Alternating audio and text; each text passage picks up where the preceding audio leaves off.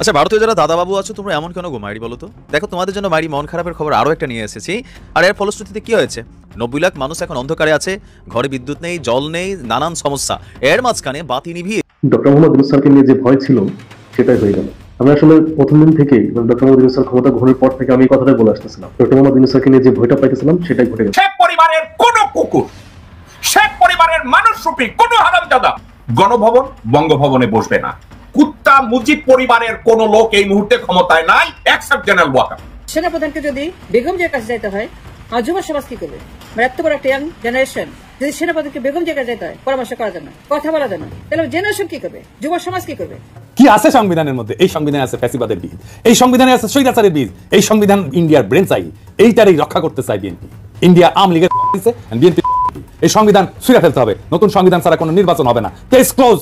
2025 সালেই বিএনপি আওয়ামী লীগ কঠিন পরিস্থিতিতে পড়বে এবং জামাত শিবির অন্য উচ্চতায় বসে যাবে। এটা নির্বাচিত সরকার শুধুমাত্র ভারতকে পছন্দ করে না বা ভারতের দাস হতে চায় না বলে তাকে সরানোর চেষ্টা হয়েছে। নোংরামি বললে কম বলা হয়, এটা স্পষ্ট ইত্রামি, এবং ভারতীয় ইত্রামিগুলো করে।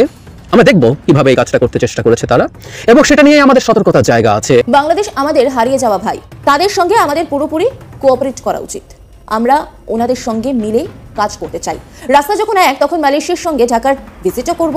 বাংলাদেশে ভিজিট করাটা খুবই গুরুত্বপূর্ণ। বাংলাদেশকে হারিয়ে যাওয়া ভাই বলে সম্বোধন করলেন পাকিস্তানের উপপ্রধানমন্ত্রী।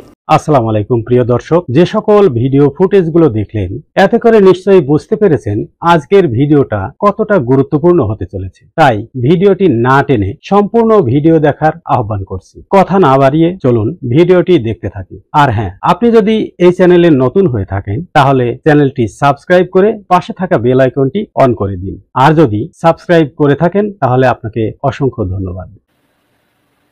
জুলাই আগস্টের সবচেয়ে অভ্যুত্থানের সবচেয়ে সফলতা, কুত্তা মুজিব পরিবারের কোন লোক এই মুহূর্তে ক্ষমতায় নাই এক্সেপ্ট জেনারেল ওয়াকার। যদি মুজিব পরিবারের প্রত্যেকটা হারামজাদাকে বাংলাদেশ থেকে তাড়ানো হয়, আমি মনে করি জুলাই আগস্টের অভ্যুত্থান 75% সাকসেসফুল। নাম্বার 2, এখন আছে জেনারেল ওয়াকার। জেনারেল ওয়াকার নৌবাহিনীর প্রধান, বিমান বাহিনীর প্রধান, এদের নামও আমি জানি না, জানলেও আমার মনে রাখার মতো ইচ্ছা নাই।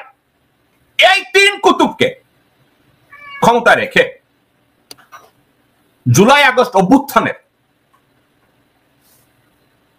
যে অর্জন, এই অর্জনে সফলতা আসবে না। আমি প্রথমেই বলেছি, এই অভ্যুত্থানকে সফল করার মূল চাবিকাঠি হবে ছাত্র এবং জনতাকে রাস্তার দখল রাখতে হবে। এই কথাটা আমি সবসময় বলেছি।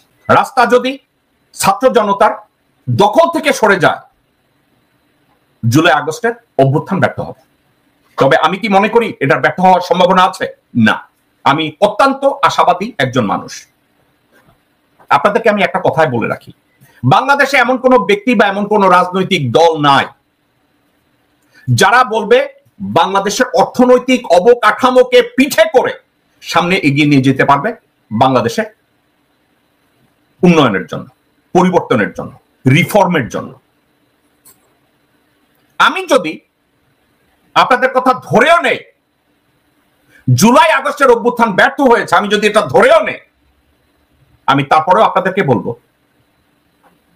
বাংলাদেশের ব্যাংকগুলো এখনো খোলা আছে।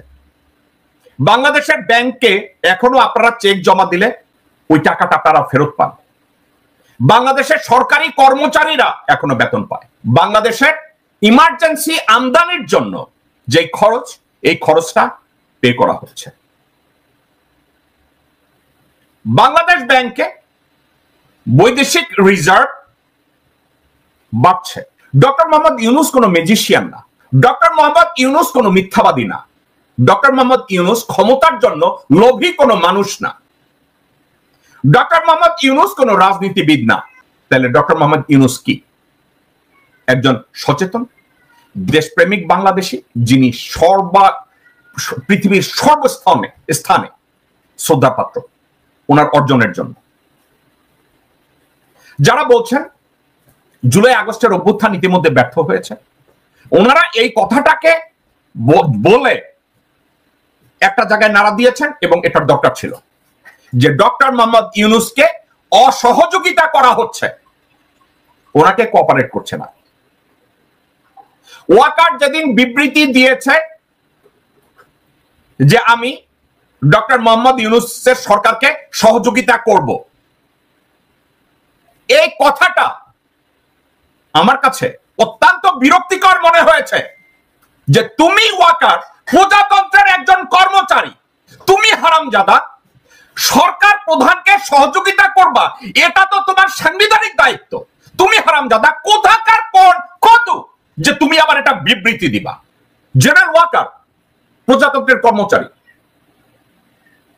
পুলিশের প্রধান প্রজাতন্ত্রের কর্মচারী, নৌবাহিনীর প্রধান প্রজাতন্ত্রের কর্মচারী, বিমান বাহিনীর প্রধান প্রজাতন্ত্রের কর্মচারী। সাংবিধানিকভাবে তারা যদি সরকার প্রধানকে অসহযোগিতা করে তাদের চাকরি ওই মুহূর্তে নট হয়ে যাওয়ার কথা। ওয়াকারের মতো হারামজাদা কি করে বলে সাংবাদিকদের সাথে আমি এই সরকারকে সহযোগিতা করব? তোমার কি এমন ক্ষমতা আছে যে তুমি এই সরকারকে অসহযোগিতা করবা? Who are you? Doctor Mohammad Yunus যদি বলে আমি 4 মাসের মধ্যে নির্বাচন দিয়ে ক্ষমতা ছেড়ে দেব, let him do it by his choice. Who are you to manipulate him? Awami লীগের অফিসিয়াল ফ্যান পেজে প্রতিদিন এরকম 2-4টা নিউজ থাকে। পাশাপাশি ভারতের মিডিয়ারা বলছে যে এই কি বাংলাদেশ থাকবে না বাংলাদেশ, কারণ কি পাকিস্তান চলে এসেছে। ওই যে ময়ূর আছে না, কি জানে পঙ্খ না পঙ্খী, তারপরে যে 40টা কন্টেইনার আসছে। ইভেন বাংলাদেশের, আমি গেল কয়েকদিন আগে বিএনপির একজন নেতার সাথে কথা বলতেছিলাম, পরিচিত বড় ভাই, ভালো পদবিতে আছেন, তো ব্যক্তিগত কারণে ওনার নাম প্রকাশ করলাম না। তো উনি বলছিল যে না, যেই কন্টেইনারগুলো আসতেছে কিছু তো আছে। আপনি চিন্তা করেন যে একজন বিএনপি করা একজন নেতার মধ্যে এই জিনিসটা আছে, তো ভারতের কেন থাকবে না? আর একের পরে যে ঘটনাগুলো ঘটছে, দীর্ঘ 1 যুগ পরে ভারতের পররাষ্ট্রমন্ত্রী বাংলাদেশে আসতে যাচ্ছেন, আবার বাংলাদেশকে হারিয়ে যাওয়া ভাই বলছেন। আমি বুঝছেন এই বিষয়গুলোতে ভারতের ঘুম হারাবার মতো অবস্থা। আবার বাংলাদেশ পাকিস্তানের কাছ থেকে কি কিনতে চাচ্ছে? 400 কিলোমিটার দূরে লক্ষ্যবস্তুতে আঘাত হানতে সক্ষম এমন ক্ষেপণাস্ত্র পাকিস্তানের কাছ থেকে কিনতে চাচ্ছে। বাংলাদেশ নিজেদের জন্য চাচ্ছে। তো এখন ভারতের কি মনে হবে, যেটা কি 400 না 4000? পাকিস্তান কি বাংলাদেশের মাটিকে ভারতকে টার্গেট করে ব্যবহারের জন্য কি আলাদা কোনো কিছু দিচ্ছে? এটা ভারতের সার্বভৌমত্ব প্রতিরক্ষা, এই জিনিসগুলো তো কার্যকর আপনার হয়ে গেছে মনে করছে। তো এর মাঝখানে ডক্টর মোহাম্মদ ইউনূসের এই সরকার আসার পর 53 বছরের রেকর্ড ভেঙে একের পর এক পাকিস্তানের সাথে বিভিন্ন ধরনের অর্থনৈতিক, কমার্শিয়াল, পাশাপাশি কূটনৈতিক সম্পর্কগুলোকে তিনি তো প্রতিস্থাপন করেছেন। আবার বিএনপির একজন ঊর্ধ্বতন নেতা মেজর হাফিজ, তিনি পাকিস্তান সেনাবাহিনীর একটা প্রোগ্রামে অংশ নেওয়ার জন্য পাকিস্তান গেছেন। কিন্তু কেন গেছেন সেটা কিন্তু ভালো করে পত্রিকা লেখা নাই, মানে ভিতরে লেখছে, হেডিংয়ে লেখা নাই, আপনারা অনেকে পড়েন নাই। এটা হচ্ছে যে তিনি যেই সময় আর্মিতে জয়েন করছিলেন ওই সময় তিনি বাংলাদেশ পাকিস্তান একটা দেশে ছিল।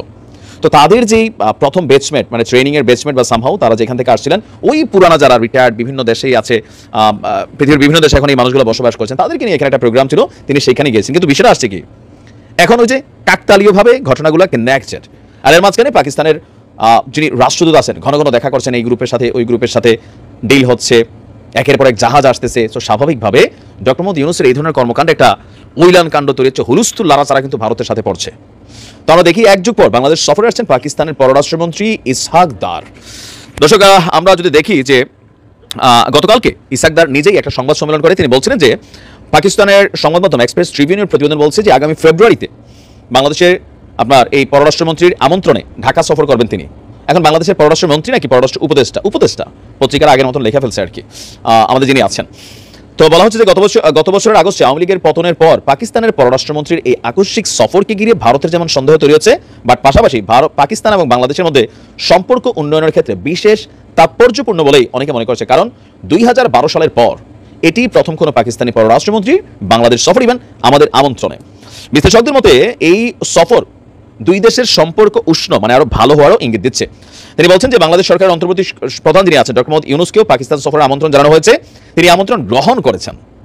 ডক্টর ইউনূস তিনিও নিজে পাকিস্তান যাবেন, আর কখন যাবেন, সুবিধাজনক সময়ে ইসলামাবাদ সফর করবেন বলে তিনি নিশ্চিত করছেন। তো সর্বশেষ 2012 সালে আওয়ামী লীগ সরকারের আমলেই আপনার বাংলাদেশে একটা প্রোগ্রাম ছিল, এমনি দাওয়াত দেয় নাই। আওয়ামী লীগ কেন দাওয়াত দিয়েছিল? D8 শীর্ষ সম্মেলন তৎকালীন সময় ঢাকায় অনুষ্ঠিত হয়েছিল 12 বছর আগে। তো যেহেতু D8 আমাদের এই অঞ্চল নিয়ে একটা প্রোগ্রাম, সেই কারণে পাকিস্তানের তৎকালীন পররাষ্ট্রমন্ত্রী হিসাবে ঢাকা সফর করেছিলেন হিনা রাব্বানি খার। আর গত বাকি সময় পাকিস্তানের নিয়ে তো সারাদিন আমাদের টেলিভিশন মিডিয়া বা আমাদের সরকার কথা বলতো। এখন আপনি আসলে এটা কিভাবে দেখছেন যে ভারতের বিপরীতে আমরা কি খুব বেশি পাকিস্তান নির্ভর হয়ে যাচ্ছি, নাকি 71 যা হয়েছে ভাই, পৃথিবী আগায় যাচ্ছে, এখন আমাদের সম্পর্কগুলো ভালো হওয়া দরকারি। আর ভারতের প্রতি যে একপেশিয়া মনোভাব ভারতের, যে আমরা ছাড়া তো তোমরা এতিম, এরকম মেন্টালিটি থেকে বের করার জন্য পাকিস্তানের দিকে ঝুঁকা দরকার, নাকি আসলে পাকিস্তানের দিকে ঝুঁকার পিছনে আরও অন্য কোনো কাহিনী আছে, মানে আপনার কি মনে হয়? নাকি না ঠিকই আছে পররাষ্ট্রনীতি হবে ভাই, এরকম ঘটনা বহু দেশে আছে। কেউ কেউ জাপান এবং আমেরিকার উদাহরণ দেন যে কি বলে যে পরমাণু বোমা মাইরা লক্ষ লক্ষ মানুষ মাইরা ফেলছে। সেই জাপান আর আমেরিকা আজকে কত শক্তিশালী মিত্র। 2025 সালেই বিএনপি আওয়ামী লীগ কঠিন পরিস্থিতিতে পড়বে এবং জামাত শিবির অন্য উচ্চতায় পৌঁছে যাবে। দর্শক, 2025 সাল সংক্রান্ত কিছু জরুরি কথা আলোচনাটা করছি মূলত আন্তর্জাতিক অপরাধ ট্রাইব্যুনালের চিফ প্রসিকিউটর অ্যাডভোকেট তাজুল ইসলামের একটা বক্তব্যের আলোকে। তিনি বলছেন 2025 হবে আওয়ামী শেখ হাসিনা মানবতা বিরোধী অপরাধের বিচারের বছর। তিনি একটা কথা কিন্তু আগে বলেছিলেন, 1 বছরের মধ্যে টপ কমান্ডার্সদের বিচার করা হবে। যদিও এরকম টাইম ফ্রেম করে দিলে আন্তর্জাতিক স্ট্যান্ডার্ড বজায় রেখে বিচার করা কঠিন, তারপর প্রত্যাশার কথা বলেছেন। রায় এক্সিকিউট বা চূড়ান্ত যাই হোক, একটা সিগনিফিকেন্ট ডেভেলপমেন্ট বা ভাগ্য নির্ধারণ 2025 সালে হবে। অতএব আওয়ামী লীগের কপালে 2025 সালে দুঃখ আছে। হতে পারে আওয়ামী লীগের 2-1 জনের ফাঁসির দড়িতে ঝোলা লাগতেও পারে, কারণ অগ্রগতি কিন্তু খারাপ না। সালমান এফ রহমান না হলেও আনিসুল হক বা এই টাইপের কেউ বলির পাঠা হতে পারেন। বলির পাঠা বলতে শেখ হাসিনাকে তো পাওয়া যাচ্ছে না, এই কারণে তাদের বিচারটা একটু দ্রুত করে, যে বিচার হয়েছে, ন্যায় বিচারই হবে, বিচার হয়েছে, এটা তো জনগণের আকাঙ্ক্ষা পূরণ করা দরকার। শেখ হাসিনা থাকলে শেখ হাসিনা এখানে পড়তো, দ্রুত তার বিচারটা হতো। এই জন্য আনিসুল হক বা অন্য কেউ এখানে ওবায়দুল কাদের বা আসাদুজ্জামান এদেরকে পেলেও একটা বিষয় ছিল, এদেরকে যেহেতু নেই, হাতের কাছে আনিসুল হককে পেয়েছে, আনিসুল হক একটা ধরা খেতে পারে। আওয়ামী লীগ অনেক জেলা পর্যায়ের লোকজনকেও 2025 সালে গ্রেপ্তার হতে হবে এবং 2025 সালে আওয়ামী লীগের আর নতুন কোনো প্রোপাগান্ডা কিংবা ষড়যন্ত্র বা এই অপশনগুলো আর থাকছে না, এগুলো শেষ হয়ে যাবে। আওয়ামী লীগ এক এক সময় এক একটা বিষয় বলে সামনে আসার চেষ্টা করেছিল, যে একবার যে এই তো শেখ হাসিনা ফিরবে, এখনো বৈধ প্রধানমন্ত্রী, 10 নভেম্বর, আবার জানুয়ারি, ফেব্রুয়ারি, অমুক অমুক তো অমুক, 16 ডিসেম্বর, কত কিছু বলেছিল, 15 আগস্ট একটু নাড়াচাড়া দেওয়ার চেষ্টা করেছিল। সব অস্ত্র, মেশিন, প্রোপাগান্ডা টুলস এগুলো শেষ হয়ে যাবে শেষ পর্যন্ত 2025 সালে। 2025 সালে শেষ পর্যন্ত আওয়ামী লীগের সব অস্ত্র শেষ হয়ে যাবে। এই জন্য আওয়ামী লীগের জন্য দুঃখের বছর হবে 25 সাল, এবং রাজনীতি দীর্ঘমেয়াদে ব্যাকফুটে চলে যাবে এবং নেতাকর্মীরা হতাশ হয়ে পড়বে যে না, এই আওয়ামী লীগ আর ঘুরে দাঁড়াবে, এটা আমরা বিশ্বাস করি না, এই আওয়ামী লীগের ভবিষ্যৎ নেই। এবং আওয়ামী লীগের মধ্যে যারা পদ পদবী ছিল না বা পেশাগতভাবে প্রতিষ্ঠিত, তারা একটা বড় অংশ নতুন দল বা নতুন রাজনৈতিক ঠিকানা খুঁজবে 2025 সালে। এবার আসে বিএনপির ক্ষেত্রে। 2025 সাল হবে বিএনপির চাঁদাবাজি, সন্ত্রাস এবং ইসলাম বিরোধিতার বছর। 2025 সাল হবে বিএনপির 2 গ্রুপের কোন্দলের বছর। 2025 সাল হবে এক বিএনপি আর এক বিএনপিকে হত্যা করবে, আক্রমণ করবে, ফোপাবে, পিটাবে তার বছর। অতএব 2025 সালে জাতি বিএনপির 2 গ্রুপের কামড়াকামড়ি দেখবে এবং শিক্ষার্থী জনতা বিএনপিকে বিপরীতমুখী অবস্থানে জাতি 2025 সালে দেখবে। বিএনপি 2025 সালে নির্বাচন চায়, কিন্তু 2025 সালে নির্বাচন হবে না, তারপরে বিএনপি হতাশ হয়ে পড়বে। এবং 2025 সালে বিএনপির বাড়াবাড়ির ফলে এক পর্যায়ে সেনাবাহিনীর নেতৃত্বে যৌথ বাহিনীর স্পেশাল অপারেশনস কিংবা জরুরি অবস্থাও বিএনপির কপালে থাকতে পারে। অতএব বিএনপি নিজেদের কর্মের কারণে চাঁদাবাজি, সন্ত্রাসী ফ্যাকশন, মসজিদে আজান দিতে বাধা দেওয়া, পর্দানশীল নারী শিক্ষিকাকে অপমান অপদস্থ করা থেকে শুরু করে ইসলাম বিরোধী কর্মকাণ্ড এবং ভারতপন্থী শাহবাগী কার্যক্রমের কারণে 2025 সালে বিএনপির কপালে দুঃখ আছে। আর 2025 সাল জামাত শিবিরের জন্য হবে আনন্দের বছর। বিভিন্ন জায়গায় তাদের বিজয় হবে, জনগণের কাছে তারা গ্রহণযোগ্যতা পাবে, তারা সায়েন্স ফেস্ট, অমুকতম এরকম ক্রিয়েটিভ আরো শত শত প্রোগ্রাম করবে, তারা শিক্ষার্থীদের কাছে পৌঁছে যাবে। জামাত শিবিরের পক্ষে গণজোয়ার আপনারা দেখবেন, শিক্ষার্থী জনতা জামাত শিবির এক কাতারে থাকবে, ডক্টর ইউনূস সরকারের পক্ষে থাকবে, তারা নির্বাচনের প্রস্তুতি নেবে, জনগণের কাছে যাবে, জনগণ তাদেরকে ভালোবাসবে, তারা জনগণকে ভালোবাসবে। 2025 সালের রাজনীতির হিসাব নিকাশ সেরকম হতে যাচ্ছে দর্শক। অতএব বিএনপির কপালে দুঃখ আছে। 25 সালের রাজনৈতিক চিত্র চরমোনাই বা এই দলগুলো শত কষ্ট করেও তেমন প্রাসঙ্গিকতা পাবে না রাজনীতিতে। রাজনীতি হবে জামাত শিবির শিক্ষার্থী জনতা ভার্সাস বিএনপির সন্ত্রাসী। আওয়ামী লীগ অলরেডি কোণঠাসা বা আওয়ামী লীগ তেমন ঢক করতে পারবে না। আওয়ামী লীগের বিচারের কথাটা যদি একটু বলি, আন্তর্জাতিক অপরাধ tribunal chief prosecutor Mohammad Tajul Islam বলেছেন 2025 সাল হবে সাবেক প্রধানমন্ত্রী শেখ হাসিনা ও আওয়ামী লীগ নেতাদের মানবতা বিরোধী অপরাধের বিচারের বছর। নতুন বছরে বিগত 16 বছরের অপকর্মের বিচারের কাজ চলবে। তিনি এই সুখবরটাই জাতিকে দিয়েছেন। চিফ প্রসিকিউটর বলেন, সংস্কার সম্পন্ন হওয়া মূল ভবনের বিচার কাজ শুরু হবে। আওয়ামী লীগ সরকার বিগত যত অপরাধ করেছে তার সব বিচার প্রক্রিয়া এগিয়ে নেওয়া হচ্ছে। জুলাই আগস্টে সংঘটিত মানবতা বিরোধী অপরাধ তদন্ত চলছে। শেখ হাসিনাকে ফিরিয়ে আনা রাষ্ট্রীয় সিদ্ধান্ত, তবে ট্রাইব্যুনাল বিচার কাজ এগিয়ে যাচ্ছে। তো দর্শক, এভাবেই বাংলাদেশ এগিয়ে যাবে, আমাদের স্বপ্ন পূরণ হবে এবং আমাদের 24-এর বিপ্লবের অনেক স্বপ্ন 2025 সালে পূরণ হবে এবং বাংলাদেশের ইতিহাসে শ্রেষ্ঠতম কিছু সংস্কারও এক্সিকিউট হবে 2025 সালে। যে সংস্কারগুলো 1971 পর থেকে আজ পর্যন্ত কেউ করতে পারেনি, যেটা 2025 সালে হবে। সব সংস্কার হবে না, সংস্কার একটা বড় অংশ 26 সালে হবে, নির্বাচনের আগে আগে। কিন্তু যুগান্তকারী কিছু পরিবর্তন বাংলাদেশে আসবে, তবে বিএনপি আওয়ামী লীগের কপালে দুঃখ। প্রিয় দর্শক, সম্পূর্ণ ভিডিওটি দেখার জন্য আপনাকে ধন্যবাদ। ভিডিওটি দেখে কি উপলব্ধি করতে পারলেন তা কমেন্টে লিখুন। ফিরছি আগামী কোনো ভিডিওতে নতুন কোনো টপিক নিয়ে। ততক্ষণ পর্যন্ত ভালো থাকবেন, সুস্থ থাকবেন, এই শুভকামনায় আজ এ পর্যন্তই। আল্লাহ হাফেজ।